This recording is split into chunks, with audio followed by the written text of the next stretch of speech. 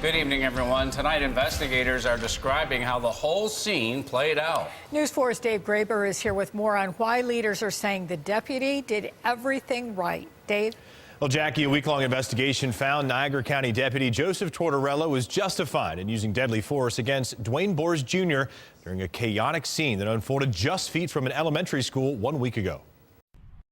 Niagara County Deputy Joseph Tortorella was responding to a routine 911 hang-up call at a home off Eric Road last Friday morning, but the next 11 minutes would be anything but routine. 25-year-old Duane Bores Jr. had just shot his parents.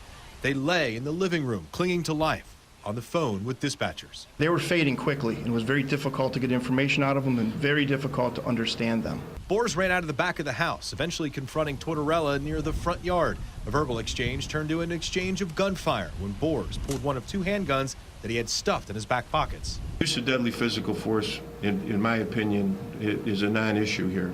In my opinion, I think what he wanted was suicide by cop. He saw a guy that was obviously not stable.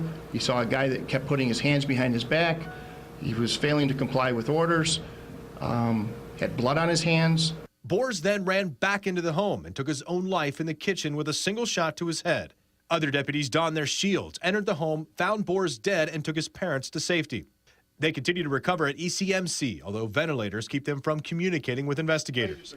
Votor watched the entire shooting play out via 5 surveillance cameras placed around the home. He said it gave him a unique perspective about his deputy. One tough cop, I'll tell you, he could have retreated. He could have ran around the house. He could have done a lot of stuff.